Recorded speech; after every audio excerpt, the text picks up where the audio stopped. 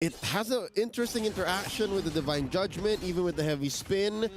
The aforementioned IMU with the Dominator Descent. I'm not so sure if Sanji wants to prioritize stealing that, or the penalty zone, or even the implosion.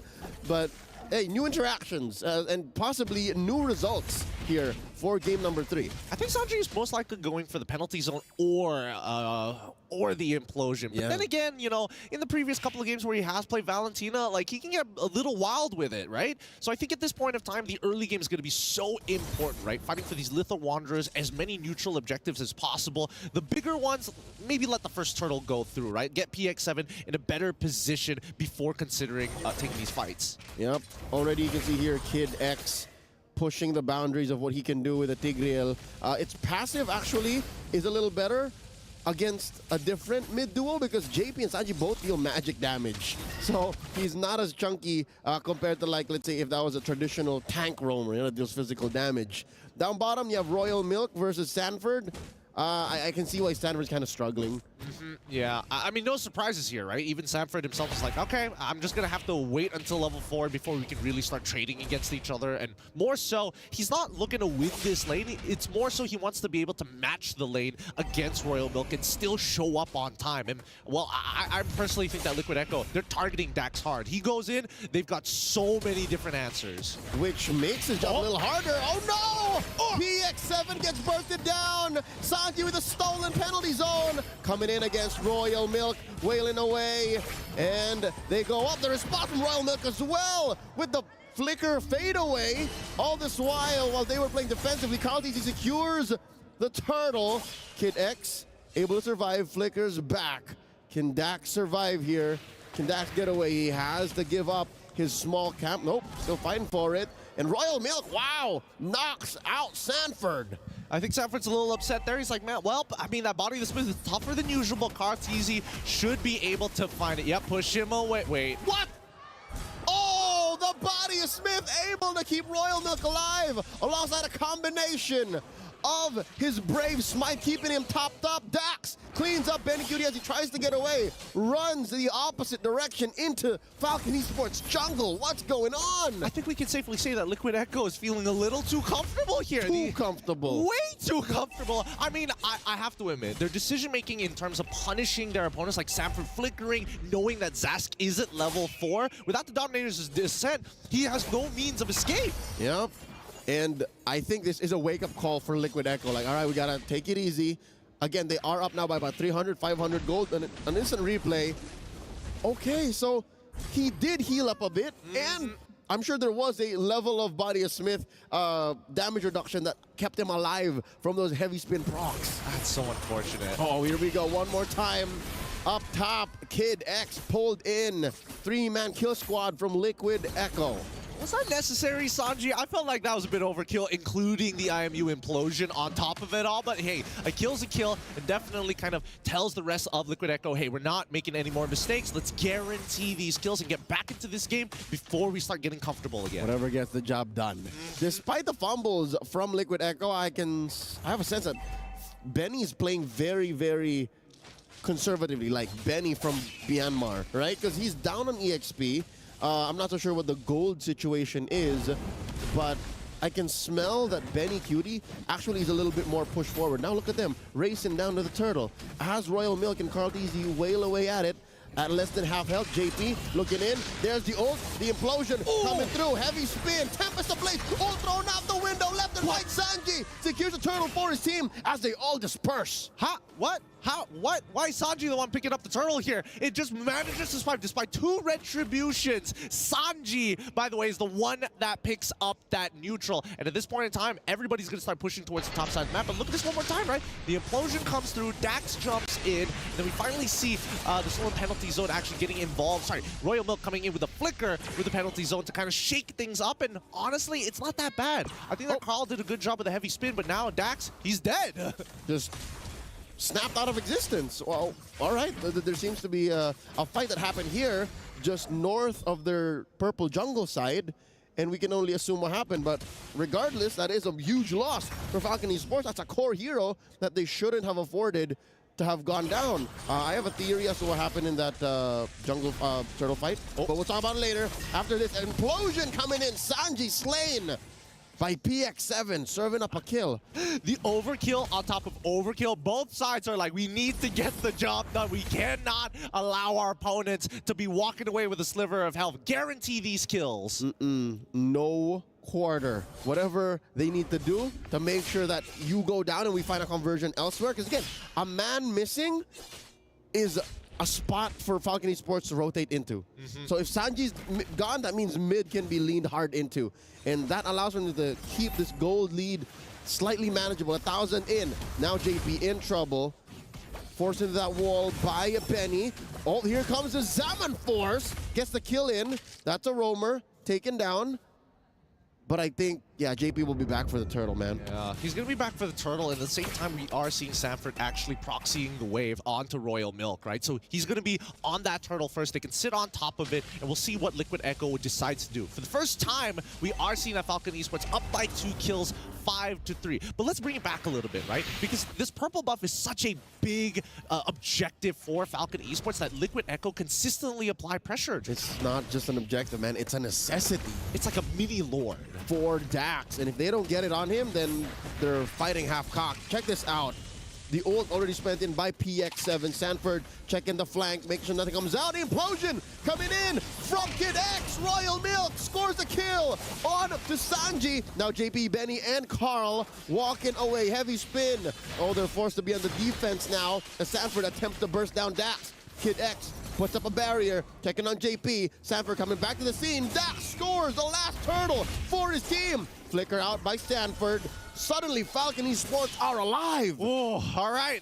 They're coming back, right? They finally dealt with the tilt. They're realizing, hey, this is our moment right now. If we've succumbed to pressure, then what does that say about us? Let's show Liquid Echo what we're all about. As we look at this replay here, look at this. Kid X gets 3 people with a flicker implosion, catching 3 of the most important members that could disrupt the combo to begin with. Most importantly, they're still targeting Sanji. And Sanji is not all the better for it. He's actually down about 200, 300 gold from PX7, who himself hasn't really been having a cakewalk of a time in mid, right? PX7 has been working hard to make this off-meta hero a thing. And Carl TZ walks into that bush, gets pushed in, gets knocked up. PX7 looking for the free hits. Carl TZ forced to use a heavy spin defensively. He gets taken down by the Alien Dominator coming in from the galaxies. And now JP down to 5th of his health. Revenge strike by Royal Milk. Not enough damage to force a kill on the JP.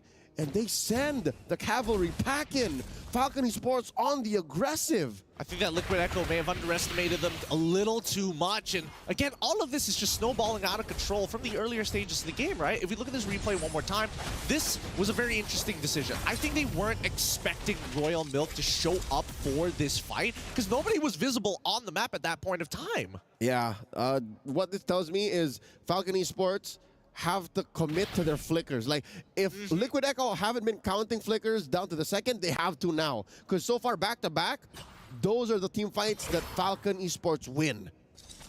For the time being, after looking at the goal differences here, Benny QT just ever so slightly ahead of Benny from Falcon Esports. And that's the big insurance policy, right? But that's under a very large condition, where the Liquid Echo could chunk out the members of Falcon Esports effectively. They already have to deal with a bunch of stuff, right? Kid X has his passive to naturally be tanky, and Benny QT will have to wait patiently. PX7 is by far the most annoying hero to deal with for the entirety of the lineup of Liquid Echo. So Sanford, if he's not targeting PX7, he's looking towards Dax and Benny. And for the most part, as long as he's standing around the little alien sentry turret PX7 has, then there's not much you can do. The slow from it is pretty obnoxious. Yep, and again, the damage that it deals, it's a combination of burst and DOT. So you have to really watch out. Royal Milk here, chunked down by Sanji and Carl. Kid X, check in the corners, clearing these corridors. And now the Lord dance continues. Interesting. We've been here about 10-15 seconds now. It's bursting down Dax. Kid X not really checking that northern part of the fight. Royal Milk, he's burning. Oh, here comes JP with a Divine Judgment. The implosion on the 3 and the pushback. Heavy spin by Carlteasy. Here we go. Benny dancing on. Drops his down for Sanford in trouble. Able to dash away. Dash looking for the secure. Gets the kill. Knocking out Terry Bogard. Straight out for Kid X. 1 for 1 so far. Where is this fight going? Lord gets hard reset. Liquid Echo, majority of them at half health. They're playing around their side as Falcon Esports. Oh, they're playing with fire. Just staying here. I think they can rush this down, right? I mean, it's a 50-50. Good luck, Dax. Can they? Here comes Carlteasy looking for it. Secures the Lord, steals it away, but pays with his life. Oh, wow. You know what?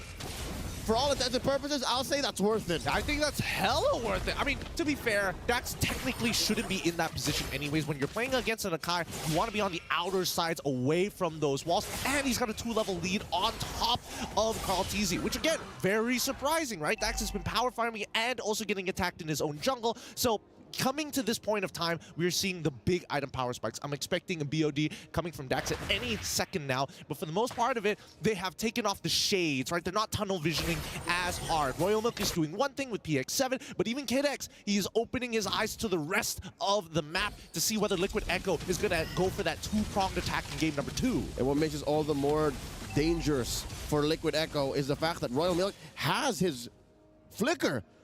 Benny has his Purify, and we're waiting about half a minute until Kid X gets his flicker as well. So Liquid Echo have to all the more respect the potential for Falcon Esports to turn this fight upside down. The Divine Judgment on the Royal Milk.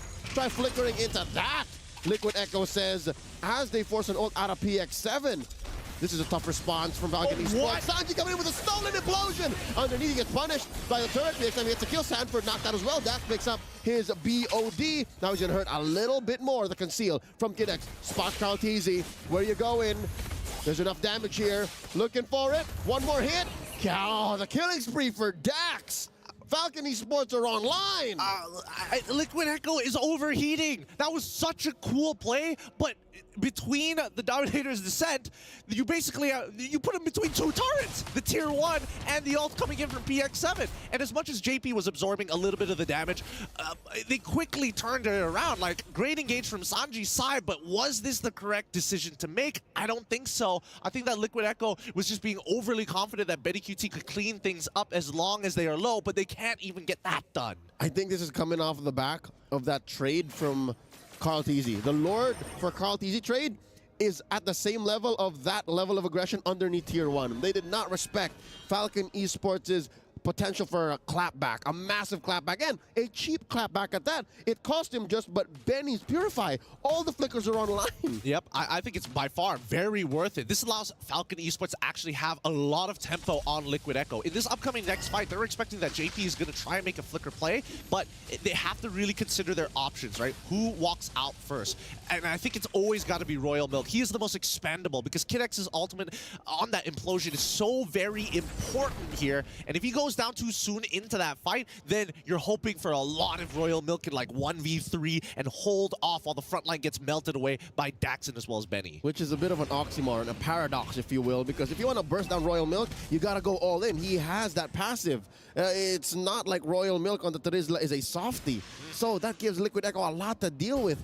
For the first time in this best of 5, they're down on kills, down on objectives, down on economy. So this Lord, I'm guessing Carlteasy can't just willingly throw his body at it again. Not the way that the past Lord has gone, the past couple of Lords have gone. Well, I hope Dax has learned his lesson here, right? Don't stand too close to the wall. Especially don't be inside of the pit. I think even from the previous patch, the traditional Akai versus Frederick matchup, that's the one thing you have to worry about. Now, ooh, okay, Bloodwings coming in from Benny. That's going to keep him alive for this upcoming fight.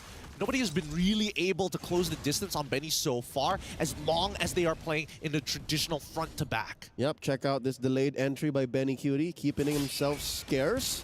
I don't think Falcon Esports know that he's there. Here's the dance, a slight pull. Lord here at a third of its health. Royal Milk down to half.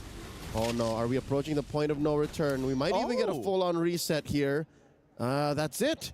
I mean, this does favor Liquid Echo. This allows for them to reset their positioning, and allows for them to do a little bit of wave management, given that Falcon Esports pushed in mid, get a chunk of that mid tier 2. Rather interesting. It looks like Falcon Esports now kind of probing at Liquid Echo is like, come on.